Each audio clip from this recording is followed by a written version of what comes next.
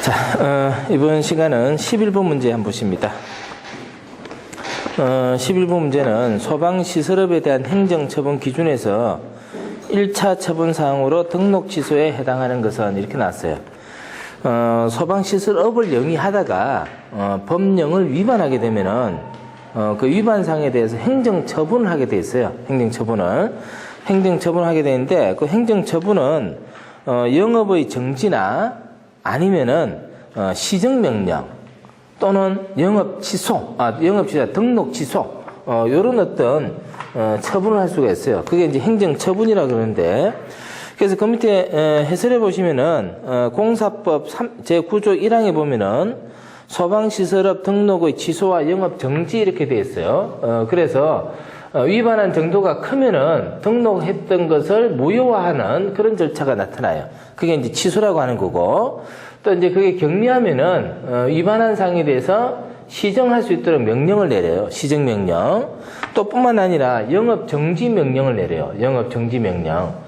이렇게 하는데, 이때는 이제 위반한 정도에 따라서 순차적으로 처분이 이제 가해집니다. 이 중에서 가장 경미한 처분이 시정명령이에요. 시정명령. 그 다음에 이제 영업 정지고, 가장 강력한 게 뭐예요? 등록 취소예요. 등록 취소. 그러면 이제 실제로 그에 대한 처분은 어떻게 하느냐? 이 역시 법률에 규정이 되어 있어요. 행정처분의 기준이라 해서 각각의 위반 항목에 대해서 어떤 정도의 위반을 했을 때 시정명령을 내리고 어떤 정도 위반했을 때는 영업정지 처분을 하고 하는 거 역시 법률의 기준이 정해져 있어요. 그런데 이제 지금 이 문제는 그까지 갈 필요가 없는 거예요. 그까지 갈 필요가 없고 요 중에서 이제 선택을 하게 되는데, 자, 그래서 거기 보시면은 해설을 안 보여요. 해설을 보면은 시도지사는 소방시설업자가 다음 각 호의 어느 하나에 해당하면은, 다음 각 호라고 하는 것은 오른쪽 페이지에 1호부터 26호까지가 나와 있어요.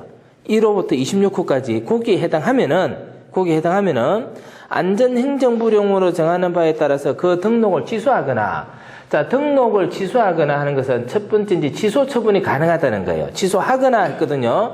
취소하거나 하는 것은 우리가 영어로 표현할 때 또는이에요. 또는 오와. 취소하거나 아니면은 취소를 해도 되고, 아니면은 시정명령이나 그다음에 영업 정지 명령, 자, 요걸 내릴 수가 있어요. 그래서 오화라고 하는 것은 뭐냐면은 요 처분을 해도 할 수도 있고 요 처분을 할 수도 있다는 거예요. 둘 중에 어느 하나를 할 수 있다는 거예요. 그럼 어떨 때 하느냐? 위반한 정도에 따라서 한다는 겁니다. 그래서 요게 이제 원칙적으로 나와 있고, 이제 구체적으로 뭐라고 나왔냐면은 그 다음에 보면 뭐가 나와요? 다만 이렇게 나오잖아요. 그죠? 다만. 이 다만이라고 하는 것은 법률에서 항상 어때요? 예외적 반전을 암시하는 거라 그랬어요. 예외적 반전을. 다만 뒤를 잘 봐야 돼요. 자, 다만 1호, 그죠? 그 다음에 3호 또는 7호 세 가지입니다. 1에 해당하거나 3에 해당하거나 7에 해당하거나. 그럼 1이 뭐예요? 1이 거짓이나 그 밖의 부정한 방법. 3호가 뭐예요? 제5조 각호의 등록 결격 사유에 해당하거나, 7호에 가보시면은 8조 2항을 위반하여 영업 정지 기간 중에 설계, 시공 또는 감리를 한 경우, 그 세 가지 경우에는 여기에 대한 예외 규정이 적용되겠다는 거예요. 여기에 대한 예외 규정. 그럼 그 예외 규정은 뭐냐면은 그 등록을 취소하여야 한다, 이렇게 나와 있어요. 취소하여야 한다. 그러면 요 위에서는 어떻게 나와 있냐면요. 위에서는 보세요. 취소하거나 시정명령이나 영업정지명령을 뭐라고 해서 할 수 있다라고 나와 있죠. 할 수 있다 이렇게 나와 있는데, 다만 뒤에는 취소하여야 한다 이렇게 나와 있어요. 다만 뒤에는. 그러면 이제 이 다만이라는 표현이 어떠한 조건을 가져오게 되느냐 하면은, 취소나 시정명령이나 정지명령 이 대신에 1, 2, 3에 해당할 때는 취소밖에 안 된다는 얘기예요. 그 다음에 여기 오화라고 나왔기 때문에 이거는 이것도 가능하기 때문에 할 수 있다라고 표현해요. 근데 여기서는 그게 아니고 어때요? 하여야 한다라고 되어 있어요. 반드시 취소해야 됩니다. 반드시. 그래서 1호, 3호, 7호를 위반하게 되면은 1차 처분에서 바로 취소 처분을 해버려요. 그래서 이게 가장 어때요? 많은 사항을 위반한 경우다. 그죠? 위반한 정도가 가장 크다는 뜻이에요. 그래서 1호, 3호, 7호를 위반하게 되면은 바로 취소를 하게 됩니다. 그게 취소하여야 한다는 거예요. 그러면은 실제로 행정처분 기준에 보면은 이렇게 쭉 나와 있어요. 규칙에 보면은 1차 위반, 2차 위반, 3차 위반에 대해서 어떻게 돼 이렇게 쭉 나와 있거든요. 그럼 실제 이제 위반했을 때 요걸 가지고 적용하겠지만은 이런 정도가 시험 문제 나오질 않아요. 나오질 않고 여기서 나온 것처럼 원칙적으로 취소 처분이나 시정명령이나 영업정지 명령 중에 어떤 하나를 할 수가 있는데 반드시 취소해야 되는 세 가지는 가장 위반한 정도가 심한 정도이기 때문에 요 세 가지만 기억을 하면 돼요. 그죠? 요 세 가지만. 그래서 그걸 묻는 문제예요. 그러면 첫 번째가 뭐였어요? 거짓이나 부정한 방법. 두 번째는요, 등록의 결격 사유. 세 번째는 뭐예요? 영업 정지 기간 중에 또 뭡니까? 정지를 당하고 있는데도 영업을 한 거예요. 그죠? 그때는 반드시 취소를 해버립니다. 1차 처분에서 바로 취소를 해버려요. 그래서 그 세 가지만 기억하면 되는 문제예요. 자, 그 다음에 이제 12번 문제 봅니다. 소방본부장 또는 소방서장의 건축허가 동의를 받아야 하는 범위에 속하지 않는 것은 했는데, 요 문제는 시험 문제 엄청 잘 나와요. 건축허가 등의 동의. 자, 건축허가 등의 동의라고 하는 것은 어떤 사항이냐 하면요. 자, 건축물을 건축하려고 그래요. 건축물을 건축하려고 그래요. 그런데 이 건축물을 건축하기 위해서는 허가를 받아야 돼요. 허가를 받는다는 말은 어떤 의미냐? 허가를 받는다는 것은, 자, 건축주는 자신의 토지에다가, 자신의 땅에다가, 자신의 재산을 이용해서 자신의 재산권 행사를 하는 거예요. 아무 문제 없는 것 같아요. 그죠? 그렇지만 우리나라는 이거를 자기 마음대로 하게끔 용납하지 않아요. 어떤 문제가 있냐면은, 이 사람이 건축을 함으로써 그 주변에 있는 사람들은 이 사람이 집을 짓기 시작하면서 불편하기 시작합니다. 햇볕도 맞고요, 바람도 안 통하고, 그죠? 그랬을 때 건축부에서 뭐라고 하느냐? 당신 땅에 당신이 집을 지어도 좋지만은 주변 사람에게 피해를 주지 않도록 집을 지어야 되겠다라고 얘기하는 거예요. 그래서 법률적 절차에 따라서 집을 짓도록 하는데 그 절차를 뭐라 그래요? 허가라고 하는 거예요. 허가. 그러면 이 건축물의 건축 허가는 누가 해주느냐? 시장, 군수, 구청장이 허가권자예요. 시장, 군수, 구청장이 허가권자인데 이 사람들이 건축 허가를 해줄 때 이 건축물에 뭐가 설치가 되느냐 하면은 소방시설이 설치가 돼요. 소방시설은 여기다 뭐가 설치됐냐? 스프링클러가 설치된단 말이에요. 스프링클러가. 그러면 이 허가권자가 이러한 건물에 이러한 스프링클러가 적절하게 설치가 되었는지 안 되는지를 어때요? 잘 몰라요. 그래서 스프링클러 설비가 적절한지 아닌지에 대해서 누구에게요? 요놈을 관할하고 있는 소방본부장이나 소방서장에게 내가 이걸 지금 허가를 해주려고 하는데 소방시설에 문제가 있어요 없어요 라고 하는 동의를 구합니다. 그게 뭐냐면은 건축 허가 등에 있어서 동의라고 하는 절차예요. 그러면 허가의 동의를 받으면은 시장, 군수, 구청장이 소방서장이 문제가 없다고 했기 때문에 소방과 관련된 부분에 대해서는 문제가 없다고 판단해서 허가를 해주는 거예요. 다른 건 어때? 이 사람들이 판단하는데 요건 판단 잘 못하겠다는 거죠. 판단할 수는 있겠죠. 근데 왜 그러냐? 소방이 가지고 있는 아주 특수성 때문에 조금 잘못 판단해서 잘못되면 안 되거든요. 그래서 본부장, 서장의 동의를 받아서 허가를 해주는 거예요. 이게 이제 건축 허가 등의 동의라고 하는 겁니다. 동의요. 근데 이제 이 소방서에서 해주는 이 동의 절차가 굉장히 막강하거든요. 그렇기 때문에 이 동의를 얻지 못하면은 건축 허가를 해주지 않아요. 그래서 굉장히 이게 막강한 어떤 절차에 해당하는 그런 사항입니다. 이게 이제 건축 허가 등의 동의라고 하는 건데, 그러면은 이 건축 허가 등의 동의를 받아야 될 대상은 모든 소방 대상물이 다 그러냐? 아니에요. 불이 났을 때 문제가 없을 것 같으면은 굳이 이렇게 복잡하게 할 필요가 없다는 거예요. 불이 났을 때 문제가 될 만한 것에 대해서는 어때요? 이런 동의 절차가 필요한 거예요. 그러면 동의 대상이라고 하는 것은 그럼 구체적으로 어떤 것이냐? 자, 소방 대상물의 용도가 불이 잘 나는 용도이거나 아니면요, 규모가 커서 화재가 발생했을 때 문제가 될 것 같은 거, 이런 거에 대해서는 동의를 받도록 법률에 규정을 하고 있다는 겁니다. 그게 뭐냐 이 말이에요. 그게 문제는 건축 허가 등의 동의 대상에 해당하느냐 하지 않느냐 하는 건데, 그러면 일단은 보기에 보니까 먼저 뭐가 나와요? 연면적 400 이상 이런 게 나와요. 그 다음 페이지 넘어가 보면은 지하층, 무창층이 있는 것이고 바닥 면적이 100 이상인 거, 특정 소방 대상물 중 뭐 이렇게 나오는데, 거기서 보면은 400, 100이 나오는 거죠? 이 숫자는 뭐라고 그랬어요? 어떤 판단하는 기준이다, 그죠? 법의 적용에서 기준. 이거보다 이상이 된다는 것은 무슨 뜻이에요? 규모가 크다.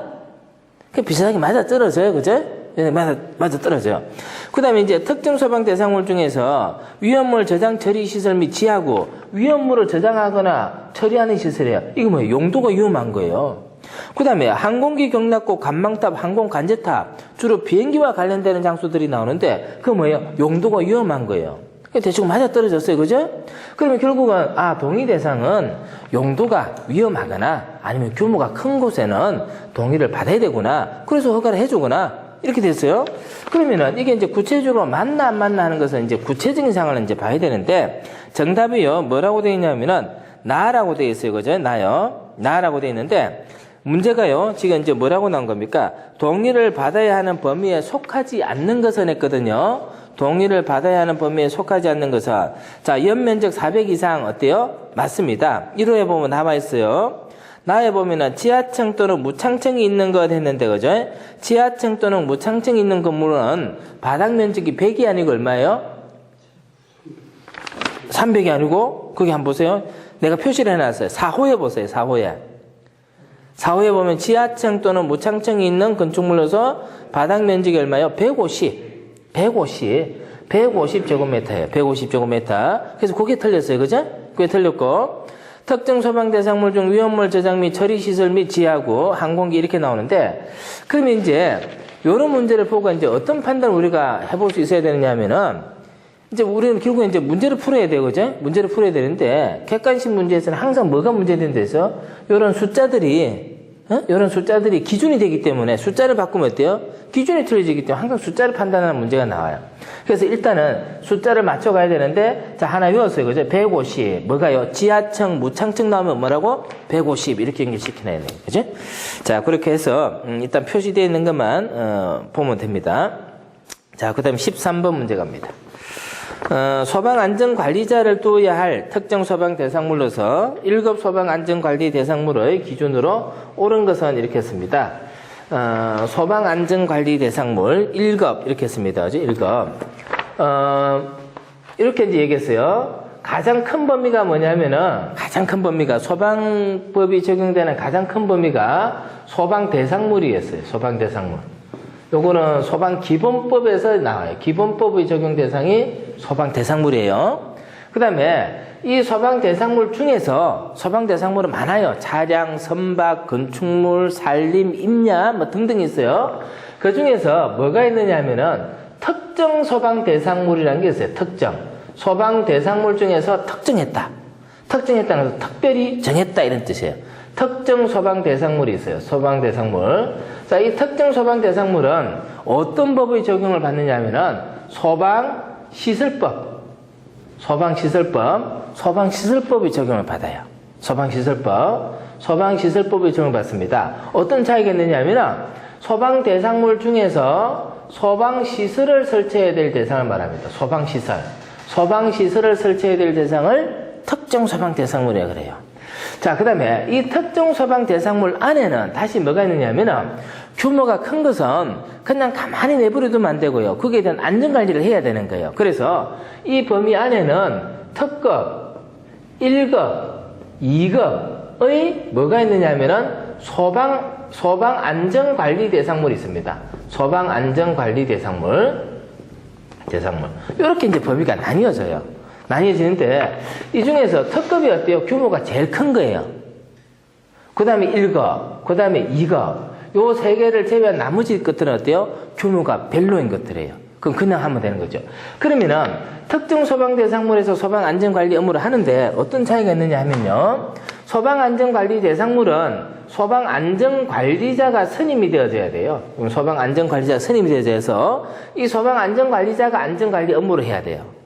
반면에 특급이나 1급이나 2급이 정해지지 않는 범위가 있죠. 그죠? 요 범위는 소방안전관리 업무를 하는데 그 누가 하느냐 하면은 관계인이에요. 관계인은 누구예요? 소유자, 점유자, 관리자라고 그랬잖아요. 그 다음에 소방안전관리자는 누구예요? 그런 사람들 중에서 소방에 관련한 전문적 자격을 갖고 있는 사람들이에요. 그래서 이 사람들이 이제 규모가 큰 데는 관리하고 규모가 작은 데는요, 그냥 집중이 하면 되는 거예요. 요렇게 이제 범위가 어때요? 나뉘어지는 거예요. 그럼 지금 13번 문제는 뭐냐면은 이 중에서 1급 소방안전관리 대상물, 맞느냐 틀렸냐 이게 나온 거예요. 그죠? 1급. 자, 1급은 연면적이 얼마예요? 15,000. 연면적 15,000 이상입니다. 자, 그 다음에 연면적 15,000 이상이 안 된다 하더라도 층수가 얼마요? 11층 이상이 되면은 1급이에요. 1급. 1급. 그 다음에 이제 가연성 가스를 1000톤 이상 저장 취급하는 시설. 여기는 뭡니까? 여기는 1급입니다. 1급. 그래서 요 1급에는 1급 소방안전관리자가 선임이 되어져야 돼요. 1급 소방안전관리자가 선임이 되어져야 되고, 1급 소방안전관리자가 되기 위해서는 여러 가지 방법이 있지만은, 그 중에서 뭐가 있냐면은, 소방설비 산업기사 자격을 갖게 되면은, 바로 1급 소방안전관리자로 선임이 될 수 있다, 그죠? 자, 그래서 여기 1급입니다. 여기 해당하지 않는 것 찾아라, 뭐 이 말이에요, 그죠? 문제가 그게 아니고, 옳은 것 찾아라, 이렇게 했네요, 그죠? 옳은 것 찾아라 했기 때문에 답은 당장 뭐가 나와요? 나번. 그죠? 1000톤 이상. 나번. 요게 답이 되네요. 1000톤 이상. 자, 그렇게 보면 되겠고. 자, 그 다음에 해설을 잠깐 보세요. 해설을. 해설을 보면은 별표 위의 특정 소방 대상물 중 1호에 따른 특정 소방 대상물을 제외한 다음 각목의 어느 하나에 해당하는 것으로서, 그래서 어느 하나에 해당하는 게 뭐예요? 세 가지가 있었어요. 연면적 15,000, 층수로 11층, 가연성 가스 1000톤.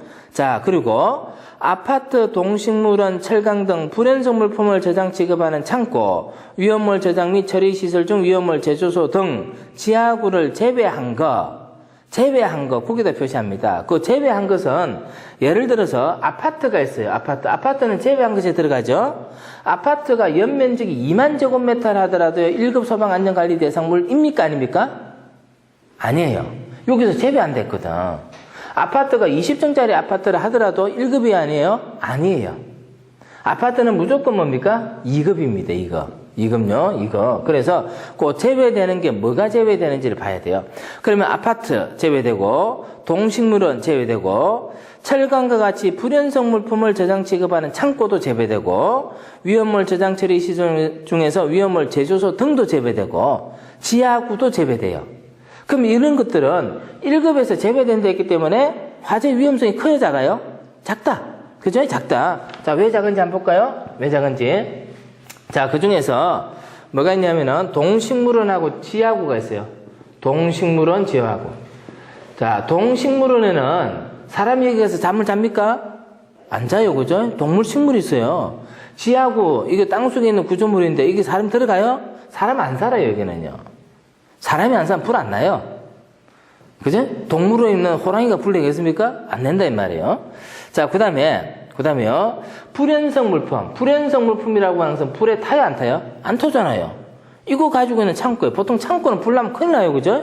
탈 물건이 많이 저장되어 있기 때문에. 근데 불연성은 불에 안 타니까 어때요? 괜찮아요. 불연성. 자, 그 다음에 또 뭐가 있냐면은, 아파트가 있습니다, 아파트는 소방법의 적용이 있어가지고 완화된 데 있습니다. 많이 봐준다 그랬어요. 왜 봐준다 그랬습니까? 아파트는 기본적으로 세대와 세대 간에 철근 콘크리트 벽으로 어때요? 내화 구조로 형성되어져 있기 때문에 화재가 발생하더라도 옆 세대로 옮겨가거나 그러지 않고 딱 그 안에서만 어때요? 불이 난다는 거예요. 그래서 아파트는 제외. 그 다음에 마지막에 보니까 위험물 제조소 등 나오는데 이거는 위험하지 않습니까? 위험물 제조소 등 위험하지 않습니까? 위험하죠. 훨씬 더 위험해요. 근데 왜 2급입니까? 2급이 아니고요. 이거는 1급에서 제외된다 했죠, 그죠? 2급이 아니고 1급에서 제외된다. 제외되는 이유는 위험물 제조소에 관한 안전관리는요, 위험물 안전관리법에서 정하고 있기 때문에 별도의 법이 따로 정해져 있거든요. 그래서 요거는 1급에서 제외하는 겁니다. 1급에서 제외하고요. 이 중에서 지하구라든지 아파트는 어디로 가요? 2급 소방안전관리 대상물이 됩니다. 자, 그럼 되겠죠, 그죠? 자, 14번 갑니다. 다음 중 한국소방안전협회의 업무가 아닌 것은 했습니다. 이제 2014년 11월 19일자로요. 법이 이제 개정이 되어져서 소방방재청이 없어졌어요. 없어졌고 국민안전처에 중앙소방본부로 되어버렸고, 그죠? 그래서 이제 그런 명칭 변경이 있어요. 명칭 변경이 있는데, 그렇다 하더라도 이제 소방안전협회는 원래 소방방재청 산하기관인데, 요거는 아직까지 큰 변화는 없어요. 조직 변화는. 근데 아마 국민안전처로 되면서 변화가 있을 수도 있어요. 있을 수도 있는데, 기존에 이제 소방안전협회는 주로 이제 교육 홍보 홍보 업무를 받죠. 그죠? 교육 홍보 업무를 받고, 그 다음에 이제 소방산업기술이라는 게 있어요. 그 두 개 단체가 있는데, 거기는 이제 주로 연구사업, R&D 사업이라든지, 그 다음에 이제 검사 업무, 이런 것들을 했었어요. 그래서 소방안전협회, 여러분들 이제 위험물 안전관리자 자격 추첩을 발급받았던 것도 소방안전협회에서 와서 교육을 했던 거거든요. 그래서 그 협회의 업무가 아닌 것 했거든요. 아닌 것 했기 때문에 교육, 그죠? 그 다음에 간행물 발간, 홍보, 이런 게 맞고, 위험물 탱커 성능시험, 이건 누가 할까요? 소방산업기술원, 기술원에서 합니다. 그래서 줄여서 협회 또는 기술원, 이렇게 이제 얘기를 하거든요. 뭐, 그거는, 아주 간단한 문제 같아요. 자, 15번. 다음 중 소화활동설비가 아닌 거, 이거요, 기억하고 있죠, 그죠? 소화활동설비 6가지 있었잖아요. 그 6가지는 반드시 어때요? 기억을 해야 된다 그랬는데, 6가지 뭐가 있는지 한번 볼까요? 먼저 연결, 송수관 설비. 그 다음에 연결, 살수 설비. 그 다음에 연소, 방지 설비. 연자가 3개 쭉 나왔어요, 그죠? 그 다음에 재연 설비. 그 다음에 무선통신 보조 설비. 무선통신 보조 설비. 그 다음에 비상 콘센트 설비. 요거잖아요. 이 6개. 이 6개는 꼭 기억을 해야 돼요. 꼭 기억해야 돼요. 그래서 거기에 해당하지 않는 거 찾는 거니까 답은 뭐예요? 답은 비상방송 설비. 비상방송 설비는 경보 설비에 들어가요. 그죠? 연결 송수관 설비. 연결 살수 설비. 연소 방지 설비. 재연 설비. 무선통신 보조 설비. 비상 콘센트 설비. 비상 콘센트 설비요. 자, 그렇게 6개입니다. 6개요. 꼭 기억을 해야 돼요. 그죠? 시험 문제 여러 군데서 여러 범위에 걸쳐서요. 문제가 잘 나와요. 그요. 예를 들어서 경보 설비에 해당하지 않는 것 해도 이게 답이 되고요. 소화 설비에 해당하지 않는 것 해도 이게 답이 되고요. 그래서 여기에 관해서는 문제가 많이 그런다니까 오늘 꼭 기억을 하도록 합니다. 자, 16번 문제요.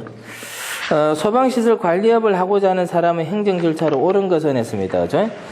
소방시설 관리업을 하기 위해서는 어떻게 되느냐? 소방에는 관련되는 업이요, 전부 5개가 있어요. 5개가. 자, 5개 업이 어떤 게 있냐면은, 제일 먼저 이제 소방시설법에서요, 방염업이 있어요. 방염업. 그 다음에 또 뭐가 있냐면은 관리업이 있습니다. 관리업. 이렇게 이제 2가지예요. 그 다음에 이제 소방시설 공사법에서는 소방시설업이 있어요. 시설업. 이 시설업은 다시 3가지로 나뉘어요. 어떻게 나뉘어요? 설계, 그 다음에 공사, 감리업. 설계업, 공사업, 감리업. 이렇게 3가지로 나뉘어요. 그게 전부 5가지가 있어요. 자, 그래서 이제 요걸 이제 우리는 소방업이다, 이렇게 얘기하는데, 이 업을 하기 위해서는 기본적인 절차가 있어요. 그 절차가 뭐냐면은 등록을 해야 돼요. 등록을 합니다. 누구에게 등록하느냐면은 시도지사에게 등록을 해야 돼요. 그럼 등록한다는 건 뭐냐면은 내가 앞으로 이런 업을 하겠습니다라고만 하는 거예요. 그러면 이제 등록을 할 때는 아무나 등록할 수 있는 게 아니고 등록 기준이 정해져 있어요. 등록 기준에는 기술 인력 확보해야 되고요, 장비가 있어야 되고요, 또 사무실이 있어야 되고요, 또 필요하면 자본금도 확보해야 돼요. 그래서 그런 기준에 맞추면서 업을 등록하면은 업을 할 수가 있습니다. 그럼 등록이라는 절차를 왜 두느냐? 소방이라고 하는 것은 화재가 발생했을 때를 대비하는 것이기 때문에 아무나 공사를 하거나 아무나 설계를 하거나 아무나 감리를 해서는 어때요? 안 된다는 거예요. 그래서 설계를 하거나 공사를 하거나 감리를 하거나 방염 처리를 하거나 관리를 할 때 행정기관에서 그걸 알고 있어야 되겠다는 거예요. 그 누가 하는지 알아야 되잖아요. 그죠? 누가 아는지 알 수 있게끔 하는 절차가 바로 뭐예요? 등록이라는 절차입니다. 그래서 등록을 해야지만 할 수가 있어요. 허가하고는 틀리죠. 그죠? 허가하고는 틀려요. 그래서 시도에게 등록하여야 한다 하는 1번이 정답이 됩니다. 자, 그 다음에 17번 문제. 특정 소방 대상물 중 침대가 있는 숙박시설의 수용 인원을 산정하는 방법으로 옳은 것을 했는데, 자, 수용 인원을 산정한다. 이런 표현이 나와요. 수용 인원을 산정한다. 우리는 이제 소방을 한다는 이야기는 기본적으로 소방 대상물에 소방시설을 설치한다는 겁니다. 소방 대상물에 소방시설을 설치한다는 거예요. 그럼 이 소방시설을 설치할 때는 어떻게 설치하느냐? 먼저 설치하고자 하는 소방 대상물이 어떠한 용도로 사용되는가에 따라서 설치하는 시설이 달라져야 돼요. 그 다음에 소방시설을 설치할 때는 이 설치되는 소방대상물의 규모에 따라서 어때요? 그게 달라져야 돼요. 규모가 클수록 불을 잘 끄야 되거든요. 용도에 따라서 물을 쓸 수 없는 것도 있거든요. 자, 그 다음에 세 번째는 뭐냐면은 소방시설을 설치할 때는 그 소방대상물에 수용하고 있는 인원, 몇 사람이 살고 있는지에 대해서도 판단해 봐야 된다. 사람이 많을수록 어때요? 화재는 잘 일어나거든요. 그래서 수용인원 산정이라고 하는 것은 어떤 목적이냐? 소방시설을 어떤 것을 설치할 것인가? 이걸 결정하기 위해서는 용도가 뭐고 규모가 뭐고 사람이 얼마나 거주하는지를 알아야지만 거기에 맞는 소방시설을 어때요? 설치할 수 있다는 거예요. 그러면은 이 수용 인원은 가령 학교 같은 경우는 어때요? 입학 정원 몇 명, 그죠? 무슨 과에 몇 명 딱 정해지니까 대체로 몇 사람이 학교에 있다 이거 어때? 금방 알 수 있어요. 물론 결석하는 사람도 있지만은 하루 중에 학교에서 이렇게 거주하는 사람들이 얼마 정도가 된다 알 수 있단 말이에요. 근데 이제 그러지 않은 건물들이 있어요. 그런 건물들은 어떻게 하느냐? 기본적으로 그 건물의 용도나 사용 특성에 따라서 수용 인원을 어떻게 추정을 해내야 되는 거예요. 수용 인원을. 그게 이제 지금 문제가 나온 겁니다. 자, 그래서 수용 인원 산정은 어떻게 하느냐? 크게 두 가지로 나뉘어요. 1호가 뭐라고 되어 있습니까? 숙박을 할 수 있느냐 하는 숙박시설이 있느냐는 거예요. 그 다음에 2호는 뭡니까? 숙박시설이 없는 거예요. 여러분들 이제 이런 책도 이런 내용도 자세히 보면은 굉장히 쉽게 구분하고 있어요. 숙박시설이냐 아니냐 이렇게 판단하는 거예요. 그래야지 뭐 어때? 판단하기가 쉽거든요. 그러면 숙박이라고 하는 것은 누구 잔다는 얘기잖아요. 누구 자면요 불 나면 어때요? 잘 모르잖아요.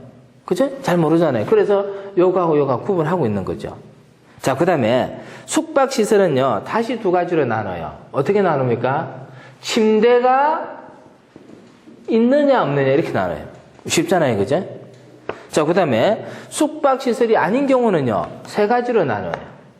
세 가지로 나누는데 첫 번째로 뭐가 나와요? 강의실, 교무실, 상담실 이렇게 나오잖아요. 그거하고 강당, 문화 및 집회시설, 운동시설, 종교시설 이렇게 나와요.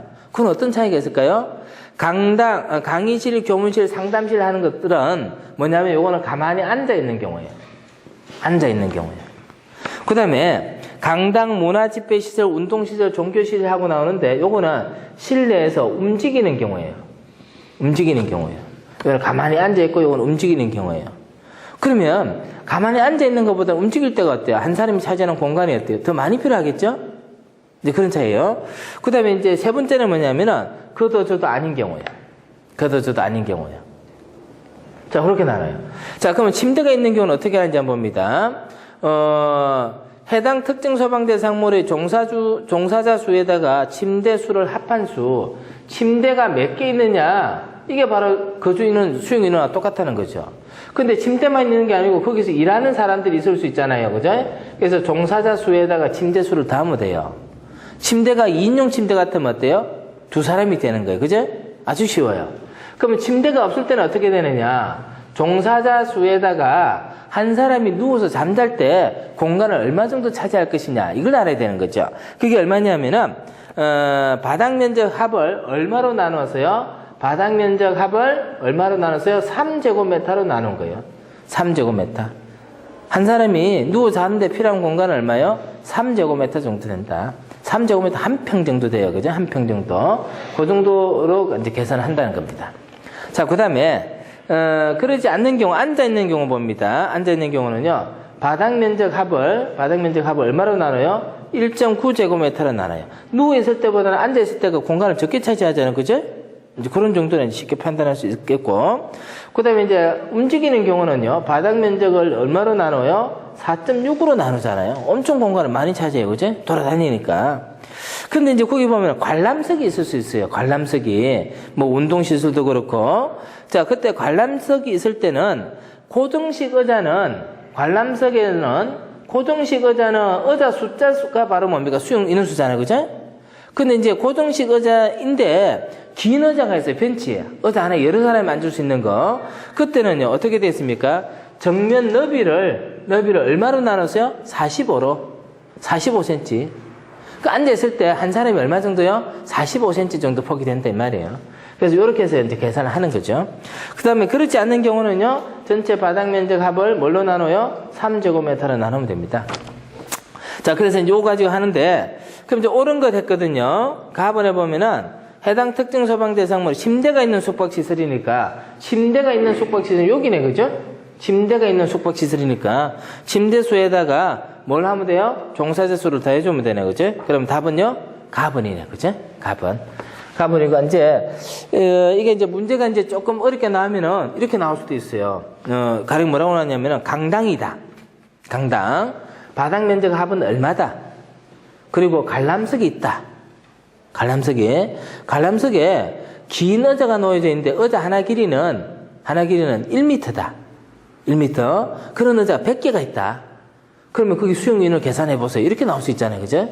그럼 이제 전체 바닥에 대해서는 4.6으로 나누고 관람석에 대해서 긴 의자를 했기 때문에 길이를 얼마로 나눠주면 돼요? 45cm로 나누어서 계산하면 돼요. 그죠? 그런 문제도 이제 어렵게 나오면 나올 수 있어요. 뭐 아직까지 그 정도는 아닌데 이렇게 이제 한번 정리를 해봅니다. 자, 그 다음에 이제 18번요. 위험물 제조소 등에서 자동화재 탐지 설비를 설치해야 할 제조소 및 일반 취급소는 옥내에서 지정수량 몇 배 이상의 위험물을 저장 취급하는 곳인가 이렇게 되어 있습니다. 위험물 제조소 등에서도 소방시설을 설치합니다. 위험물이라고 하는 것은 어떤 의미를 했어요? 화재의 위험이 있는 거, 그죠? 불이 잘 나는 물품들을 저장하거나 취급하는 장소예요. 그래서 거기에 이제 자동화재 탐지 설비를 설치해야 되는데, 그때는 이제 위험한 정도가 크면 어때요? 설치해야 되는 거고, 적으면 설치 안 해도 되는 거죠. 그 판단을 어떻게 하느냐 하는 겁니다. 그죠? 자, 그래서, 자동화재 탐지 설비는 제조소나 일반 취급소에서, 지정 수량의 몇 배 이상이 돼야 되느냐, 하는 거거든요. 옥내에서는 지정 수량의 100배 이상을 취급할 때 자동화재 탐지 설비가 있어야 됩니다. 그 만일에 옥내에서 지정 수량의 90배를 취급한다라면 어때요? 자동화재 탐지 설비 없어도 된다. 위험성의 판단에 있어서 자동화재 탐지 설비를 설치해야 되는 기준에 못 미쳤다는 얘기예요. 그죠? 그래서 그렇게 판단하면 되는 겁니다. 요것도 많이 나오는 내용은 아니지만 암기를 해야 될 사항이에요. 그래서 자동화재 탐지 설비 제조소 일반 취급소 100배 이렇게 기억합니다. 자, 그 다음에 19번요. 자체 소방대. 자, 우리 이제 소방대는 이제 여러 가지가 있어요. 일단은 우리가 잘 아는 소방대 이렇게 법률상의 정의에는 소방관, 소방대, 그 다음에 이제 의용소방원, 그 의무소방대, 이런 것들이 뭐냐면, 의용소방대, 의무소방원, 이런 것들이 뭐냐면 소방대에 해당하는 겁니다. 근데 이제 이 소방대는 국가에서 행정기관에 의해서 만들어진 관설 소방조직이라 그래요. 근데 이제 민간 조직들이 있는데, 민간 조직이라는 것은 자발적으로 화재를 예방하기 위해서 소방대를 설치한 경우예요. 그게 이제 뭐가 있냐면은 자체 소방대 또는 자위 소방대 뭐 이런 게 있어요.